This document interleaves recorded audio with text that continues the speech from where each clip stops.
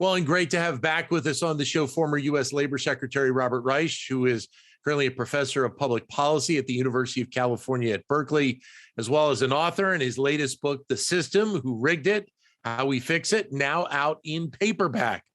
Mr. Secretary, great to talk to you again. Hope you're doing well. Dan, good to talk to you too, as well as can be expected. Yeah. So as we sit here, let me get your thoughts just in general on kind of the state of the U.S. economy right now, because it's obviously been such a roller coaster ride because of the pandemic over the last 18 to 19 months. Well, we're almost at a Goldilocks economy in the sense that we've got a lot of pent-up demand, and we certainly have adequate stimulus.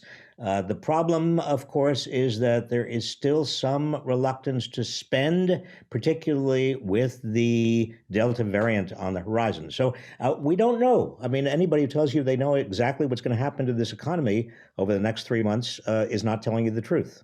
Does that put even more emphasis on watching what the leaders of the Federal Reserve are thinking as we move forward over the next few months? Well, the Fed is obviously critical here, and it's pretty clear that Jerome Powell does not want to in any way reduce the Fed's vigilance with regard to keeping the economy going and aiming toward full employment. I think that there was some movement on the part of the Fed toward reducing its bond purchases. I'm not sure that it's going to do that, given how widespread the Delta variant is now, and given that we're seeing some reason to worry that the economy may actually start slowing because of that Delta variant.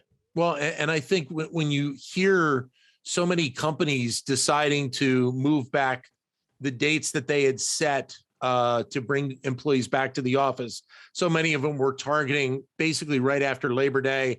And now you hear a lot of them focusing on not only October or November, but now into January of 2022 at this point.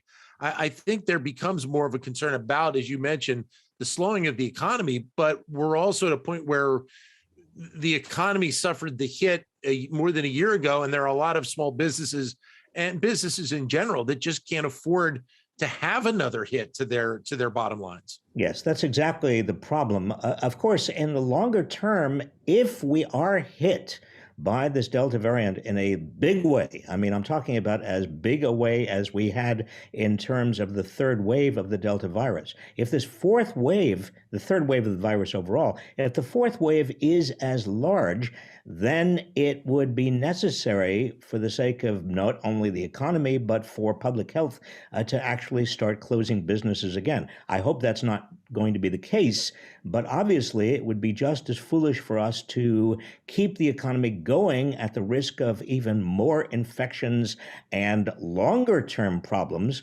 than it would to sacrifice a little bit more to get this completely out of our, as it were, our system. What's been your reaction over the last several months to how people and the employment numbers have they've gotten better over the last couple of months, but we still have more than 8 million people, if you go by the numbers that are reported, that are not in the workforce. And I think for myself personally, I think I was part of the group that expected to see a quicker return. Obviously, the pandemic playing kind of the variable here. Have you been surprised how this is all played out in terms of people returning to the labor force?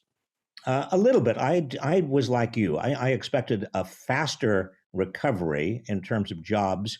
But on the other hand, we haven't been through a pandemic before. We don't know what a recovery from a pandemic looks like. And there are so many uncertainties here that to say that we're still 8 million, in fact, we're closer to 9 million short of what we would be had the pandemic never occurred. Well, that's not surprising. It's going to be a little bit longer. A lot of people are changing jobs. Many people are discovering that they actually like to work from home and they don't want to commute. Some people are just reluctant to get back to work because they're still worried about COVID or they don't have childcare. There are many, many things operating on the typical working American. how much will companies need to consider the option of retraining even further, in your opinion? Well, they will have to because there is going to be, in fact, there already is quite a lot of turnover. Companies are seeing the necessity of hiring either additional employees or new employees. They can't get the old employees back. And that turnover means necessarily some more training costs. We're joined by Robert Reich, former U.S. Labor Secretary. A lot of conversation on what we're seeing in Capitol Hill right now around the financial support packages, the $1.1 trillion infrastructure package, and also the $3.5 trillion budget plan, which is tied in with a lot of elements of human infrastructure. When you look at those two packages, the importance of those two for the country moving forward, how do you view that? Well, certainly the infrastructure package is critical. If we are going to be as productive as we should be, you can't do that if you have roads and bridges and pipes and everything else corroding and disintegrating, as we've seen. So that is an investment in our future productivity. There's no question. With regard to the $3.5 trillion package, I think that childcare and pre-K and community college are also going to make us all more productive. And the Democrats say it's going to be spread out over 10 years, and it's going to be paid for in terms of higher taxes on the very wealthy and big corporations. Well, again, that's not going to be a budget buster by definition. Is there enough of a focus in that bill on internet infrastructure, or would you like to see even more? I think there is some focus on the bill on internet infrastructure, particularly in rural areas. We still have, remarkably, we have a lot of rural America that does not have access to internet. That's a big, big priority. It should be a big priority. Those internet companies, internet service providers don't have enough financial incentive to do it themselves, given how far-spaced many people are in rural America. So this is a big and important investment, and it's a kind of investment that you would expect Republicans particularly wanting to make, given that so many Republican voters are in rural areas. Then how important is it for you to see the White House make the call that it has to various leaders in the business community and also into other areas around internet, thinking public-private partnership, thinking about the jobs that are important in that area, especially around cybersecurity? That's a call that really it almost feels like everybody now is starting to get on the same page here. It's the future of our economy, Dan. If we didn't understand that before, we certainly understand it now.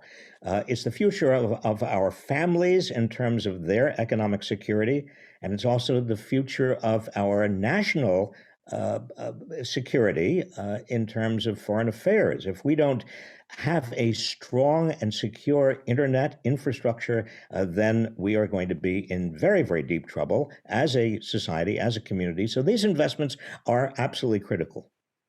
What is missing at this point, then, from your perspective?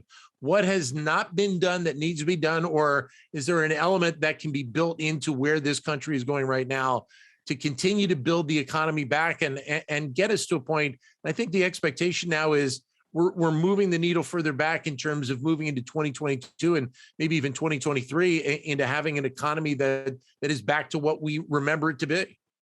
Well, the biggest problem I see is not so much monetary policy or even specifically fiscal policy. The biggest problem is that we are becoming more and more unequal. More and more of the nation's wealth and income is going to the top. Over the course of the pandemic, America's 660 billionaires increased their fortunes by $1.8 trillion. That would be enough to pay for the entire stimulus. I mean, and they would be, and they, even if they did pay for that entire stimulus, they'd be back to where they were before the pandemic. You can't run an economy with so much wealth and income at the top because you see, 70%. And let me repeat, 70% of the economy depends on consumer spending. And if you've got 40% or 50% of our consumers who are in debt, they have no saving, they are actually living paycheck to paycheck and are very insecure, their spending is not going to do it. You're going to have the Fed go deeper and deeper into its own form of debt and low interest rates, and our fiscal policy and our government going deeper and deeper into spending. That's not sustainable. So then off of that, what do you say on the business perspective to small business owners to make them feel like there is that next step for them in the process? Well, I think small businesses have to understand, and whether we're talking about wages or minimum wage or any kind of government policy, that they have a larger stake in making sure that the bottom 60% of Americans have money in their pockets than almost anybody else. And that means that a stimulus, a healthy stimulus, it means that you want safety nets that are actually safety nets that work for people, that in fact you want a society that is nowhere near as unequal as our current society. Do we continue the move on the child tax credit as President Biden and the administration have done during this time of the pandemic? Well, we have to. That is, the 1-year child tax credit seems to have, all the early indications are that it has reduced child poverty by half, which is extraordinary. If we make that permanent, as is in that $3.5 trillion bill, that will be a huge boon, not only to poor Americans, but also, again, I want to stress this, to the business community, because poverty is an enemy of spending. Obviously, by definition, and without adequate spending, you've got a lot of small businesses that are going to suffer. Mr. Secretary, thanks very much again for talking with us. All the best to you. Talk to you again soon. Thank you, Dan. To you too.